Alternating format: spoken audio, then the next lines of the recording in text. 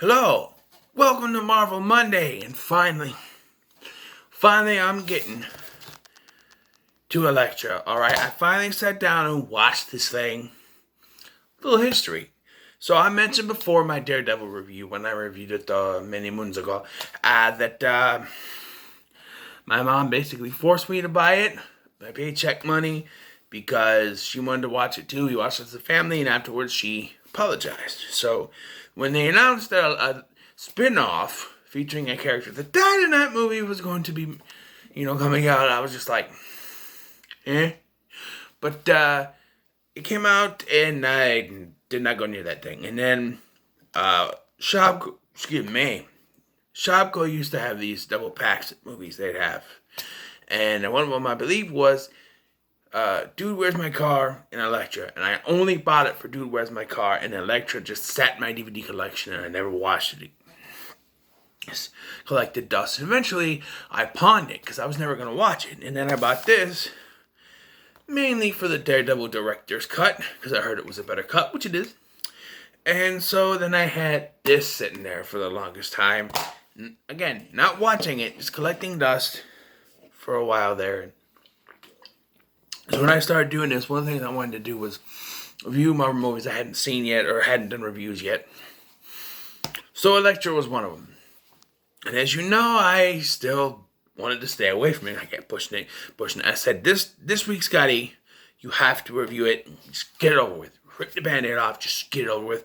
So here we are, Elektra from 2005, spin-off about a character that died in a previous film. And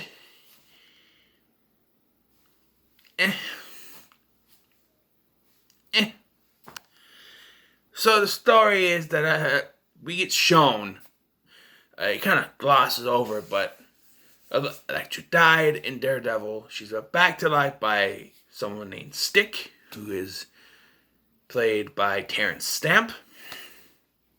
And so now she's alive, and she's been trying to be taught this secret, the way to bring people back to life, basically, a secret technique. But she is banished and becomes an assassin for hire, killing people with her agent, who is Major Davis from Stargate SG-1. And she is hired to kill someone who will be in some location where she is renting a house or subletting or whatever you call it. When she is there, she happens upon this little girl, this teenage girl, who's trying to steal from her house. That she says, "Oh, I used to come here all the time." And I guess it's true, but she also meets the girl's father, who apologizes, and then she is invited by the girl to go to a Christmas dinner, because this takes place at Christmas time, and well, there's no snow, no Christmas stuff. Now, those who say Die Hard's not a Christmas movie, this is textbook of Christmas being in a movie that's not a Christmas movie. Die Hard is a Christmas movie. Elektra is not. Just mentioning that it's Christmas does not mean it's a Christmas movie. So, Die Hard, Christmas movie. Elektra, not a Christmas movie. Okay, let's move on. But she is told she has to stay there for a few days before she gets her orders. So she stays there for a few days, she meets these people, and she gets her orders, and surprise, surprise to no one, the guy and his daughter are the intended victims. She decides not to do it, and the hand, which Ninja Turtles was parroting with the foot, and Clan of Ninjas, led by Hiroyuki Tagawa, Shang Tsung from Mortal Kombat, original Mortal Kombat movie, come after them, and she has to defend them, and so does the teenage girl with some weird lasso of truth gold chain thing. And the girl dies, but Stick brings her back to life, and yeah. Look, I never read any Elektra comics growing up. The only thing Elektra related I had besides the DVD sitting in there, you remember the Mighty Beans? I think they're called Mighty Beans, or something like that. The little bean things. I had an Elektra one. I had some Marvel comic ones and Bullseye and I don't know if I had Ditto, but I had Elektra. That's all I knew. I didn't have Elektra. I had Scarlet Witch. My bad. I had Scarlet Witch. But I knew because they showed the picture for the Mighty Beans that there wasn't an Elektra one. I had Scarlet Witch, not Elektra. But I remember seeing it. That's all I knew. That's all I knew of Elektra. And this movie, which I never watched till now. So where do I start dissecting this thing? Nothing happens in this movie, basically, until it's time for the climax. I am serious. There are some things, but it's confusing. Like, it starts, and she kills off this guy. I don't remember the actor. It's a cameo. She kills him off, and then we get a brief... You get opening credits, and we get a brief retelling of what happened, and how she brought back to life. And then we get flashbacks of...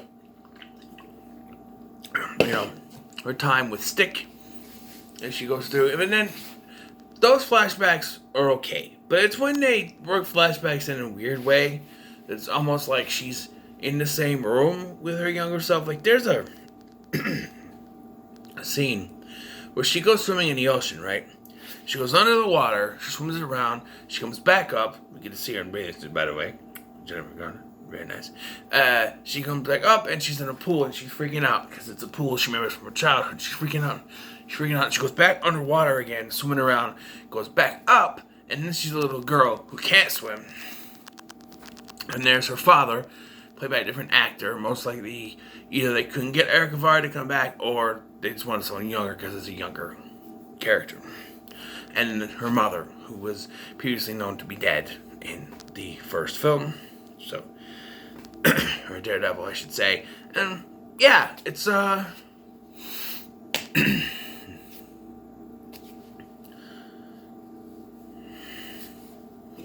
it's a weird scene. And there's other flashbacks too. It's just really weird. And I swear, I don't remember this dude anywhere in the movie, but I watched this movie. There are times I zoned out. I'll get up, I'll go do something else, walk around. Maybe I missed him, but I don't know who he is, or I don't really care. Apparently she's in the woods, but I don't know. I feel like her connection to the dad and daughter characters, it's too rushed. Like, within the span of a day or two, he meets the girl who breaks into her house, right?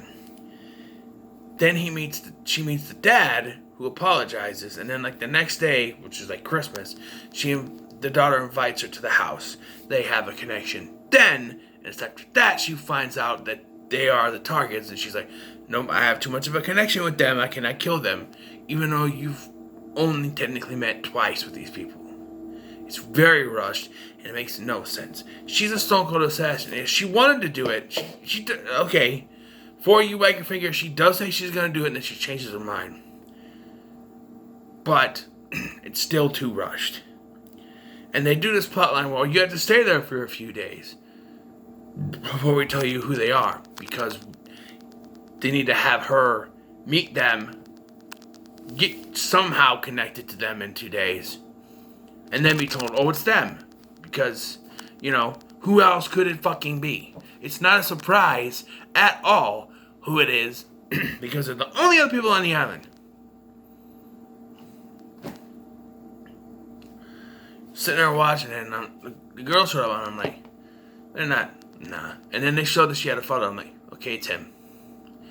I guess they're both the targets, but look, I didn't hate this movie, but it doesn't do anything. And for all the flashiness that the 2000s era comic book movies did, like, say, Blade, Daredevil, X-Men. X-Men was kind of dark, but there is some flashy elements and stuff like that. This is the most uneventful of those movies. nothing really happens. It's just nothing. And movie is 100 minutes long. You could have cut off 20 minutes of that and probably be fine. Be a shorter movie, be 80-minute movie, but I'm just saying, nothing happens. You get some flashbacks, some fight scenes, but the fight scenes don't matter because they're training. That's all it is. That's all it is, and it matters nothing for this film. There's no real villains until the climax. The Hand are mentioned once or twice beforehand. You see Yuki Tagawa once before the big finale fights. I don't think he's even in the finale fight. No, there's no immediate cause. There's no threat to her the entire film because she's an assassin hired to do a job. It's not until she decides not to do a job that the threat presents itself. But for a superhero movie, you need a constant threat. If I'm in this movie, up until the Hand show up, I'm not threatened by them until they show their presence, because it's just like there's no need to be. The Hand are not threatening at all until they show up. Then it's like, oh shit, here we go, and now it's time for business. But in the last 30 minutes of the movie, maybe even 20 minutes of the movie, when this movie's done nothing. I used to think Daredevil was one of the worst movies that 20th Century Fox, one of the worst comic movies that 20th Century Fox put out. But maybe not. I'm going to do a ranking one of these times of the 20th Century Fox superhero films, which would be all the X-Men movies, Daredevil, Elektra, the 3 Fantastic Fours. That might be it. Blade is New Line Cinema. Hulk is... I kind of want to do like 2000s. Between 2000 and 2000... Cut off like through 2009. But then I would also include Iron Man. Maybe 2000s non-MCU superhero films. Not counting Iron Man, Incredible Hulk, and Iron Man 2. Iron Man 2 wouldn't count, but Iron Man and Hulk. Not counting those. I think it would be. You get like 4 X-Men movies in there. 2 of the Fantastic Four movies. Hulk. These 2 movies. Almost all the X-Men movies but 4, 5, you'd get... No, I already said it. You get 4 X-Men movies. That's what I meant. You get 4 X-Men... Okay, so we count this. The 4 X-Men movies, right? These 2. The 2 Fantastic Four. Hulk. The Punisher. I'm not going to count Punisher Warzone because I haven't seen it and I have no way to see it.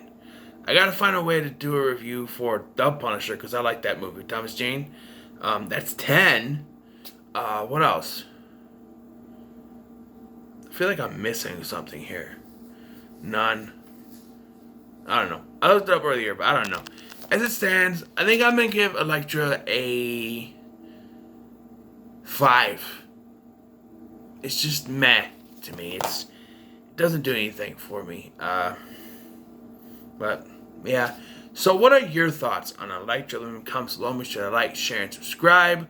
I'm gonna work on Tubi Tuesday, possibly tonight, and we'll see. But until then, make sure to like, share, and subscribe. Thank you for watching. I've been Scotty, and I'll see you in the next one.